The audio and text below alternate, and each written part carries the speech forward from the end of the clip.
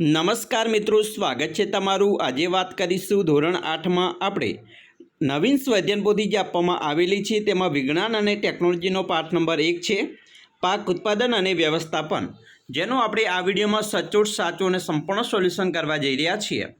ચાલો વિદ્યાર્થી મિત્રો, વિડીયોની શરૂઆત કરીએ। તેના પહેલાં તમે ખાસ ચેનલમાં નવા છો તો ચેનલને મિત્રો અવશ્ય સબસ્ક્રાઈબ કરી વિડીયોને લાઇક અને શેર કરવાનું પણ ન ભૂલતા। પાઠ નંબર મિત્રો 1 પાક ઉત્પાદન અને વ્યવસ્થાપન, જેની વાત કરીએ। પ્રશ્ન નંબર 1, નીચે આપેલા પ્રશ્નો માટે સાચો પસંદ કરી વિકલ્પ અને મિત્રો તેનો ક્રમ બોક્સમાં લખવાનો છે। અહીંયા તમને જોઈ શકો છો, પહેલો વિકલ્પ છે કે આપણા દેશના જુદા જુદા ભાગોમાં વિવિધ પ્રકારના છોડ ઉછેરવામાં આવે છે, તે અનુસંધાને નીચે પૈકી કયું તારણ વધુ યોગ્ય હશે? તો અહીંયા આપણો જવાબ આવશે બી, ફક્ત 2 સાચું છે। એટલે કે તાપમાન, ભેજ, વરસાદ જેવી આબોહવાકીય પરિસ્થિતિ એક ક્ષેત્રની બીજા ક્ષેત્રમાં ભિન્ન હોય છે, જે સાચું છે। બીજો પ્રશ્ન છે, આજથી 10,000 વર્ષ પહેલાં માનવી જે જીવન જીવતો હતો તેની સાથે નીચેનામાંથી કઈ બાબત સંકળાયેલી નથી? તો જવાબ આવશે ડી, તે સ્થાયી ખેતી કરતો હતો। તો આપણે લખીશું ડી બોક્સમાં। 3, બીજની વાવણી કરવાનું સાધન કયું છે? તો સીડ ડ્રીલ છે, સી જવાબ આવશે। 4, કૃત્રિમ ખાતર તો યુરિયા, તો કુદરતી ખાતર તો અહીંયા આપણો જવાબ આવશે છાણિયું ખાતર। પ્રશ્ન 5, કુદરતી ખાતર ખાલગીયા પદાર્થ છે જે ખાલગીયા અને પ્રાણીઓના વિઘટનથી પ્રાપ્ત થાય છે। તો અહીંયા જવાબ આવશે કુદરતી ખાતર પ્રાકૃતિક પદાર્થ છે જે વનસ્પતિ અને પ્રાણીઓના વિઘટનથી પ્રાપ્ત થાય છે। 6, ફળ આપતી વનસ્પતિના બગીચામાં પાણી આપવાની સર્વોત્તમ પદ્ધતિ કઈ છે? તો જવાબ આવશે ટપક પદ્ધતિ। 7, પાક ઉત્પાદનની મૂળભૂત પદ્ધતિઓ પૈકી કઈ સાચી નથી? તો અહીંયા જવાબ આવશે અનાજ વિતરણ છે એ સાચી નથી। 8, નીચેનામાંથી શામાં અનાજનો સંગ્રહ ન કરી શકાય? તો જવાબ આવશે મિત્રો ડી, ભેજવાળી જગ્યામાં। 9, ટપક પદ્ધતિ માટે નીચેના વિધાનોમાંથી શું ખોટું છે? તો અહીંયા આપણો જવાબ આવશે આ પદ્ધતિમાં પાણીનો વ્યય થાય છે એ ખોટું છે। 10, આપેલ ખેત પદ્ધતિઓનો સાચો ક્રમ કયો છે? તો પહેલો આવશે જમીનને તૈયાર કરવી, પછી રોપણી કરવી, સિંચાઈ અને લણણી કરવી। પ્રશ્ન 2 છે, મને ઓળખો, જેની અંદર પહેલો પ્રશ્ન છે, હું ભૂમિમાં નાઇટ્રોજનના સ્થાપનમાં મદદ કરું છું? તો જવાબ આવશે રાઇઝોબિયમ। બીજું, હું નીંદણનાશક રસાયણ છું? તો 2,4-D। 3, હું ખેતરને સમતળ કરવા માટે ઉપયોગી સાધન છું? તો સમાર। પ્રશ્ન મિત્રો 3ની વાત કરીએ। નીચે આપેલા વિધાનોમાં સાચા વિધાન સામે ખરાની અને ખોટા વિધાન સામે ખોટાની નિશાની કરો। જેમાં પહેલું છે, લણણી માટે દાંતરડાનો ઉપયોગ કરવામાં આવે છે, તો વિધાન સાચું। બીજું, કૃત્રિમ ખાતર જમીનની જળ ધારણ ક્ષમતામાં વધારો કરે છે, ખોટું વિધાન। 3, ડાંગર જેવા કેટલાક ધાન્ય છોડના બીજને પહેલાં નર્સરીમાં ઉગાડવામાં આવે છે, તો સાચું વિધાન। 4, નીંદણમાં મુખ્ય ઉદ્ભવે પછી જ નિંદામણ કરવું જોઈએ, ખોટું વિધાન। 5, લણણી સમયે હર્ષોલ્લાસ તેમજ ખુશીના તહેવાર તરીકે હોળી ઉજવવામાં આવે છે, આ સાચું વિધાન છે।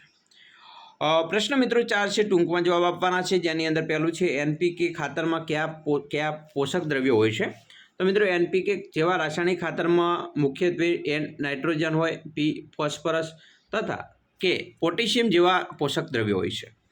બીજો પ્રશ્ન, હળ, ખરપી અને દાંતી જેવા ખેત ઓજારોના ઉપયોગ જણાવો।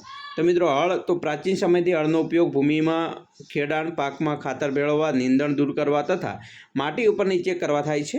બીજું, ખરપીઓ નીંદણને દૂર કરવા, જમીન પોચી કરવા વપરાય છે। અને ત્રીજું, દાંતી તો જમીનને ખેડ કરવા વપરાય છે। ત્રીજું છે, સિંચાઈ એટલે શું? પાકમાં સિંચાઈનું મહત્ત્વ? તો મિત્રો નિયમિતપણે ખેતરમાં પાણી પૂરું પાડવાની ક્રિયાને સિંચાઈ કહે છે। વનસ્પતિની વૃદ્ધિ અને વિકાસ માટે પાણીનું વિશેષ મહત્ત્વ છે, કેમ કે વનસ્પતિમાં લગભગ 90% પાણી હોય છે, જે માટે પાણી આવશ્યક છે, કેમ કે બીજનું અંકુરણ કે વિકાસ પાણી વગર થતો નથી।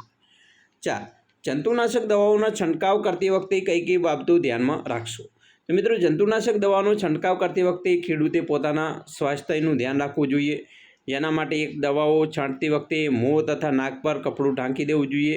બીજું, કંઈ જ ખાવું ન જોઈએ। ત્રીજું, દવા શરીરના સીધા સંપર્કમાં ન આવે તેનું ધ્યાન પણ રાખવું જોઈએ। 5, શીરીષપાઈના ખેતરમાં પાકની સાથે બિનજરૂરી વનસ્પતિ ઉગી નીકળે છે, તો તેને દૂર કરવા શું કરવું જોઈએ? તો મિત્રો શીરીષપાઈના ખેતરમાં બિનજરૂરી ઉગી નીકળતી વનસ્પતિને નીંદણ કહે છે। નીંદણ દૂર કરવા માટે 1, નીંદણનાશક દવાઓનો છંટકાવ કરી શકાય। 2, ખેડની મદદથી દૂર કરી શકાય। 3, ખુરપીની મદદથી દૂર કરી શકાય। અને 4, હાથમાંથી કાપી અથવા તો મૂળમાંથી ઉડાડીને પણ દૂર કરી શકાય છે. છઠ્ઠો પ્રશ્ન છે, તમારા ઘરમાં અનાજનો સંગ્રહ કઈ રીતે કરવામાં આવે છે? તો મિત્રો, આપણા ઘરમાં લોખંડના પીપ અથવા સ્ટીલના મોટા મોટા પીપ અથવા ડબ્બામાં લીમડાના પર્ણો મૂકીને અનાજનો સંગ્રહ કરવામાં આવે છે. 7. બે છોડ વચ્ચે યોગ્ય અંતર હોવું જોઈએ. સમજાવો.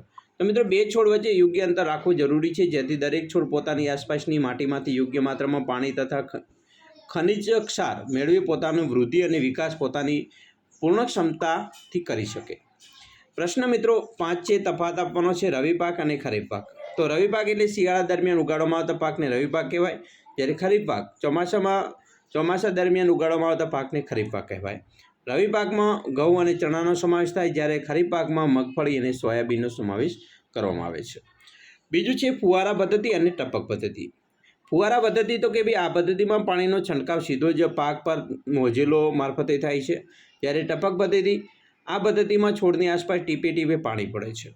ફુવારા પદ્ધતિ તો કે ભાઈ આ પદ્ધતિ કાસવાળી જમીન કોફીના વાવેતરમાં ખૂબ જ ઉપયોગી છે, જ્યારે ટપક પદ્ધતિ આ પદ્ધતિ ફળાઉ વનસ્પતિ બગીચાને પાણી આપવાની સર્વોત્તમ પદ્ધતિ છે.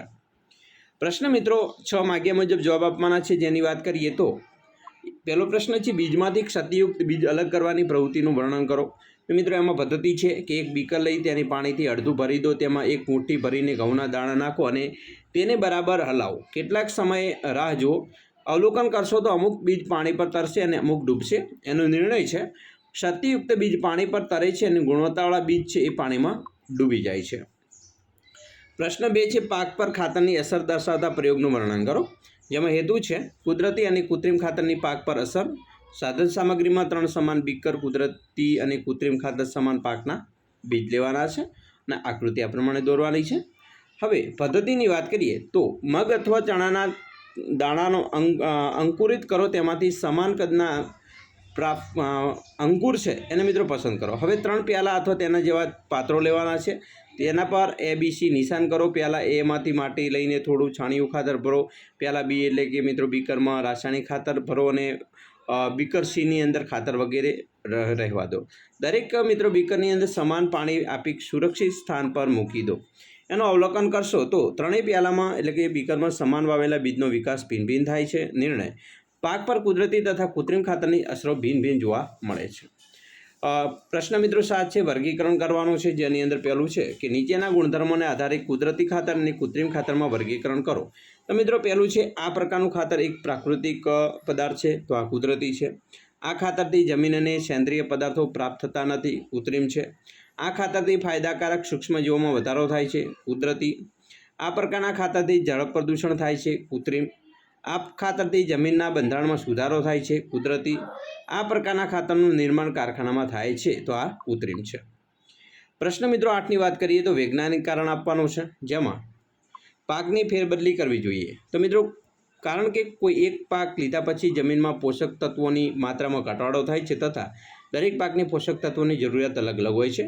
જમીનમાં પોષક દ્રવ્યોની પૂર્તિ માટે પાક ફેરબદલી એક ઉત્તમ પદ્ધતિ છે. બીજો પ્રશ્ન છે, ખેતીમાં આધુનિક સિંચાઈ પદ્ધતિ વરદાનરૂપ છે. મિત્રો, સિંચાઈની આધુનિક પદ્ધતિઓ દ્વારા આપણે પાણીનો કરકસર ઉપયોગ કરી શકીએ છીએ. આ પદ્ધતિનો પાણીની અછતવાળા વિસ્તાર તથા અસમતલ ભૂમિવાળા વિસ્તાર માટે વરદાનરૂપ છે. આ પદ્ધતિમાં પાણીનો વ્યય થતો નથી. ત્રીજું છે, જમીનનું ખેડાણ કરવું જરૂરી છે.